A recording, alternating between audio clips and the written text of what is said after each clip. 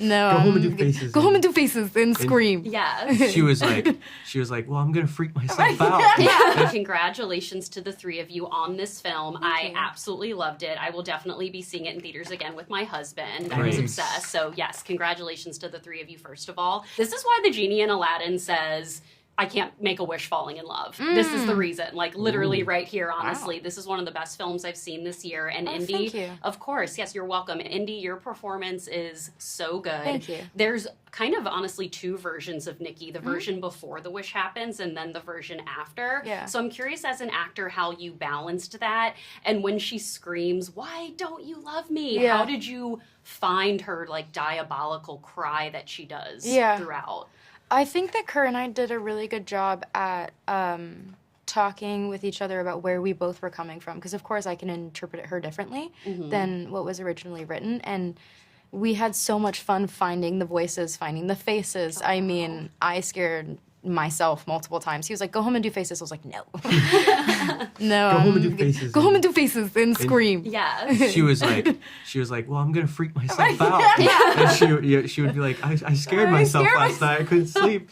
It was just, but to find Nikki, it was such a collaborative experience, and then also to just kind of like bring everything that I could humanly possible. And where I got there inevitably was I was really shy at the very beginning of this process. I didn't know how to scream. I didn't know how to do anything. We played a game of charades one night at the very beginning to kind of like have fun with it. To loosen up. That's a good Get to know idea. each other. Yeah, so it kind of just got to the point of don't be afraid of being embarrassing. And then once we kind of got through that threshold, Nikki was there immediately. And I felt like she was always there, but she just really was there. Was there. Yeah. Yeah. And even like seeing you now, like the faces you make in the movie are so different than how you look. So bravo. Bravo. Yeah, thank God. You look exactly like the character. Hilarious. Oh my God. I loved watching the character of Bear. He was a hard man to root for at times, but at the beginning, you know, he's a lonely guy. He's very vulnerable. He makes this wish. Bad decisions happen. How did you personally connect with him on set and like the decisions he made? And what did you find was like the most emotional scene for you to film? Oh, yeah. I mean, there's a really good scream scene in the movie where he's kind of letting it all out. And I think that's at least a moment where the audience gets to exhale a bit.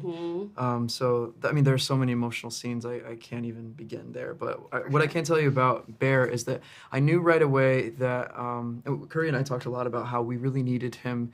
We wanted the audience to be able to root for him, even though he's making these really questionable decisions. Yes. So for me as an actor, I had to make sure to not judge him, and I had to really justify every single thing he did from his perspective of his deepest desires. Like, it's more about like him maybe being emotionally on a lower level of emotional awareness or intelligence. Like he's just hyper focused on this one thing, and I think maybe you could really root for the guy because we all know what it's like to have also so someone alone. be friend zoned. He's for lonely, sure, you know. yes. But like that was the point. You're supposed to be torn on how you. That's what I love about this movie. When I read it, was it doesn't tell you how to feel. It doesn't rub the themes in your face. It lets you decide. Yeah, none of these characters are perfect. No. Okay, none of them are perfect. And Curry, I loved how you shot this film. After the wish happens to Nikki, whenever we see her, she's in the dark. There's like that creepy glare just in her eye. That's the only thing we see in her face. Was that intentional? And how did you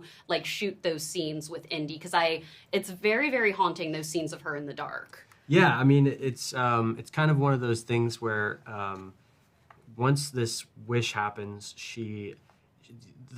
her intentions become very unclear, and so it occurred to me that it would be creepy by putting her in the shadow. You don't really know what she's thinking or what she's going to do next. There's this kind of valley, like in the middle of safety and danger, and there's like this in between. It's called the uncanny valley, right? And it's where your mind doesn't really know how you're supposed to feel. I don't know if I'm supposed to feel threatened. I don't know if I'm supposed to feel excited. But there's something weird that I can't see her face, so I don't know if I'm supposed. What is she gonna do with these flowers, right? Is she gonna, right? Like It's just Yes. playing with not knowing someone's intention. You know? Yeah, Which is terrifying. Yeah, absolutely terrifying. I would chat with the three of you all day, but I'm so excited for audiences to continue to see Obsession. All of my like toxic romance girlies horror fans are going to be obsessed with this movie. I Right. love toxic romance. Barry and Nikki were toxic, but they were very entertaining to watch. Okay, so yes, bravo. Thank you very much to the three of you. Thank you so Thank you so much. much. Thank you. Yes.